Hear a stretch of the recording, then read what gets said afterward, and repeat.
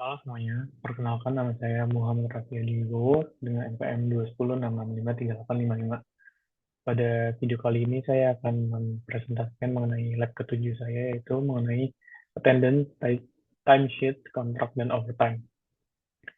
Yang pertama-tama saya akan jelaskan adalah mengenai attendance, yang mana sebelum saya memulai lab ini, saya akan memastikan terlebih dahulu bahwa modul attendance sudah berhasil diaktifkan seperti gambar di bawah ini.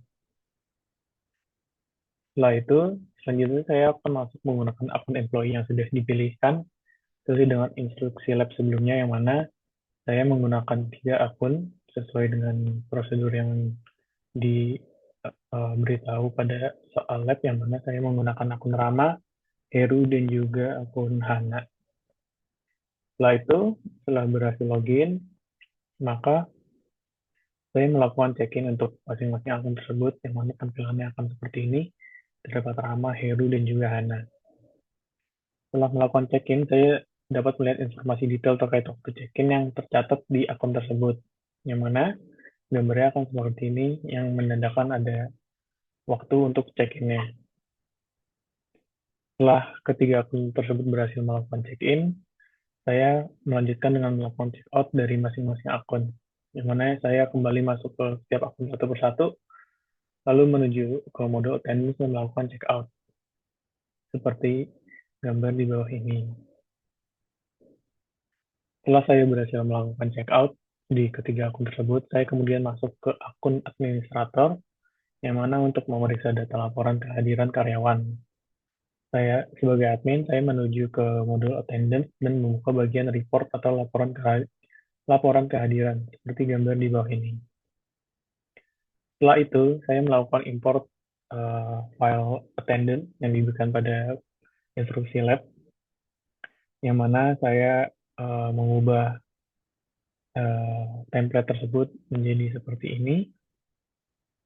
Kemudian setelah saya mengubah template yang diberikan pada instruksi lab, kemudian saya masuk ke menu import di modul attendance untuk mengubah file yang sudah saya ubah sebelumnya. Yang mana saya menuju ke modul attendance dan melakukan import file.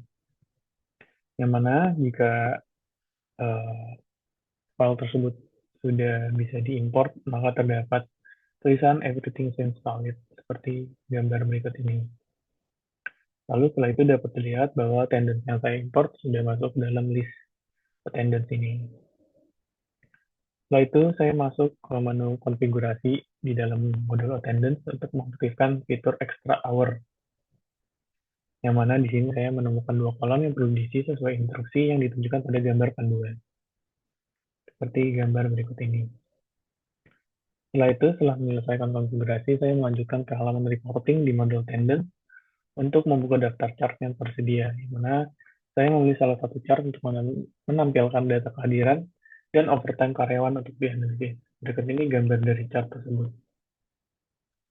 Setelah itu lanjut ke bagian selanjutnya, yaitu ada bagian timesheet, yang mana pada sebelumnya saya memastikan bahwa modul timesheet sudah uh, terinstall pada Udo saya, seperti gambar berikut ini. Setelah itu, saya masuk ke akun Rina, yang mana Rina ini merupakan kepala seksi production scheduling, yang mana setelah itu, kemudian masuk ke halaman timesheet di modul Udo, dan membuat timesheet baru dengan menekan tombol new, yang mana saya mengisi field sesuai dengan instruksi yang ada di soal lab tersebut. Yang mana saya menuju ke modul timesheet, lalu uh, menekan button new, dan melakukan import sesuai dengan instruksi lab sebelumnya. Setelah itu, setelah masuk ke Aplorina, saya melanjutkan untuk melakukan import data analitik yang diberikan pada instruksi lab, yang mana langkah ini dilakukan untuk menambahkan entry timesheet sekaligus, sehingga tidak perlu memasukkan setiap entry secara manual. Yang mana pada template yang diberikan, saya mengubah beberapa, yaitu terdapat project yang disesuaikan dengan project saya, lalu task, dan juga description. Yang mana pada modul timesheet saya menuju untuk import a file dan lalu upload file. Setelah itu, jika file tersebut memang valid dan dapat diinput, maka terdapat tulisan everything seems valid. Lalu berikut ini merupakan bukti bahwa modul sudah berhasil diimport pada timesheet. Lalu setelah itu lanjut ke uh, bagian selanjutnya, yang mana bagian selanjutnya adalah overtime. Yang pertama-tama saya akan lakukan adalah saya mengunduh modul ekstra HRMS overtime, yang mana link tersebut sudah disediakan pada lab soal ini. Bila saya mengunduh file tersebut, saya melakukan ekstrak ke dalam file UDU saya, dan saya menambahkan modul-modul yang sudah diekstrak tadi di manifest.py. Setelah itu, saya mengaktifkan modul HRMS Overtime dan memastikan modul tersebut berhasil diinstal dengan memeriksa di daftar aplikasi, seperti gambar berikut ini. Lalu setelah itu lanjut ke bagian buat kontrak employee, yang mana saya masuk ke akun Rina sebagai kepala seksi dan langsung menuju ke modul employee. Saya masuk ke akun Rina sebagai kepala seksi dan membuka modul employee. Di dalam modul ini, saya memilih detail karyawan bernama Rama, yang mana akan saya gunakan nantinya dalam skenario untuk modul request overtime. Yang mana setelah itu saya langsung membuat kontrak untuk Rama dengan menekan tombol new, menekan tombol create, dan mengisi setiap field sesuai dengan format yang diberikan. Yang mana saya memastikan semua informasi seperti kontrak reference, kontrak start date, working schedule, department, employee category, salary structure, and HR responsible diisi dengan benar sesuai petunjuk pada lab. Lalu berikut ini merupakan hasil dari saya mengisi field-field yang diberikan. Lalu setelah itu, setelah membuat kontrak, saya melanjutkan ke konfigurasi gaji lembur untuk Rama itu sendiri. Yang mana untuk melakukan ini, saya masuk ke halaman salary information pada profil karyawan dan mengisi field sesuai dengan tabel yang diberikan pada instruksi lab. Seperti ini, yang mana wage diisi dengan 8 juta per bulan, day wage 370.000 per hari, dan hour wage diisi dengan 46.000 per jam. Lalu setelah itu, setelah saya menambahkan salary information, saya melanjutkan dengan menekan tombol running yang terletak di pojok kanan atas halaman kontrak untuk mengaktifkan kontrak yang dibuat untuk Rama. Lalu jika saya sudah menekan tombol running tersebut, maka tampilan pada kontrak histori Rama akan menjadi seperti ini, yaitu tertambah line baru yang mana status tersebut merupakan running. Setelah itu saya melanjutkan kepada modul bagian atur hak akses, yang mana saya memulai dengan masuk ke akun administrator dan membuka halaman settings di UDU. Setelah masuk ke halaman settings dengan akun administrator, saya mencari opsi untuk mengelola akses pengguna, yang mana saya memberikan akses employee manager pada kontrak kepada karyawan yang akan digunakan pada skenario lab ini, yang mana karyawan tersebut merupakan Rama. Lalu berikut ini gambar dari saya melakukan settings untuk Rama itu. Setelah itu lanjut ke bagian skenario request overtime, yang mana pada skenario tersebut saya masuk ke akun administrator dan menuju halaman konfigurasi overtime type, seperti gambar berikut ini. Di halaman overtime type, saya memilih opsi cash hour dan menyesuaikan pengaturannya sesuai dengan tabel yang diberikan pada soal. Yang mana dapat dilihat, saya membuat cash hour tersebut dengan terdapat nama 1 jam, 2 jam, 3 jam, dan memiliki rate yang berbeda-beda.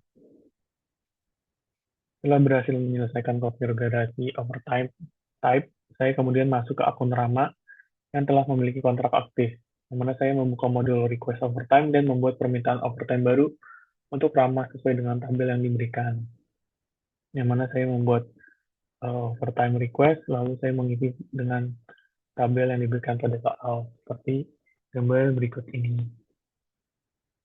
Selanjutnya, saya masuk ke akun Rina sebagai kepala seksi dan membuka permintaan overtime yang diajukan oleh Rama. Di dalam permintaan tersebut, saya mengisi shift overtime type dengan opsi cash hour. Setelah memilih tipe lembur, Udus secara otomatis akan menghitung overtime amount yang sudah dikonfigurasikan sebelumnya. Seperti gambar berikut ini, yang mana terlihat overtime amount-nya bertambah sesuai dengan perhitungan dari cash hour yang dilakukan sebelumnya. Setelah itu, sebagai kepala seksi yang mana saya menggunakan akun Heru, saya masuk ke modul attendance untuk memeriksa jam overtime yang diajukan oleh Rama. Saya memastikan bahwa waktu lembur yang tercatat sesuai dengan detail yang diajukan dalam permintaan overtime. Setelah itu, saya memverifikasi bahwa semuanya sudah sesuai, lalu saya kembali ke permintaan overtime tersebut dan menekan tombol approve untuk menyetujui pengajuan overtime yang telah dibuat oleh Rama. Seperti gambar berikut ini. Lalu setelah itu, saya masuk ke modul payroll, di gambar di bawah ini, dengan akun Heru, yang mana saya akan membuat payslip untuk karyawan Rama yang telah digunakan dalam skenario ini. Di halaman pembuatan payslip, saya memastikan bahwa semua komponen gaji, termasuk upah pokok dan overtime, telah disetujui dan tercantum dengan benar. Seperti gambar di bawah ini. Setelah itu, saya melakukan pengecekan di modul payroll untuk memastikan bahwa overtime yang ditunjukkan oleh Rama sebelumnya telah berhasil dimasukkan ke dalam komponen slip gaji. Lalu berikut ini gambar bahwa terdapat overtime yang tadi sudah diajukan, lalu terdapat uh, work days dari Rama itu sendiri. Dan dapat lihat dari list employee payslips bertambah akun Rama itu sendiri. Setelah itu, saya kembali masuk ke akun Rama untuk membuat pengajuan overtime sesuai dengan instruksi yang diberikan, yang mana saya membuka modul request overtime dan mengisi field yang berdasarkan tabel yang disediakan termasuk tanggal, durasi lembur, dan jenis overtime type yang sesuai. Yang mana saya mengisi seperti ini sesuai dengan tabel yang diberikan, dengan date from dan date to yang sudah diberikan pada soal instruksi lab tersebut.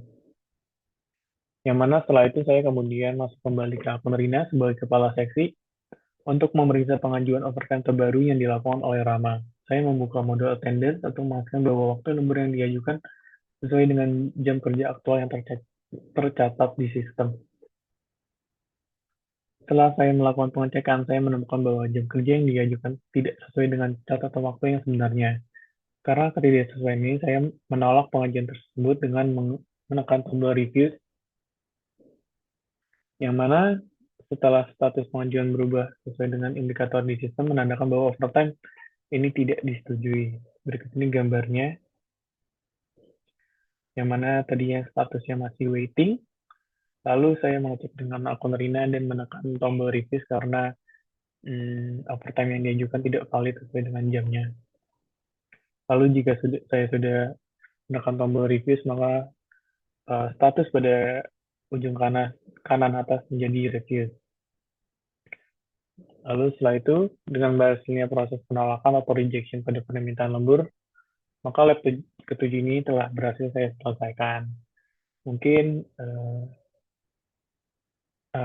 sekian video dari saya mengenai penjelasan lab ketujuh ini. Bila ada kekurangan, mohon maaf. Terima kasih.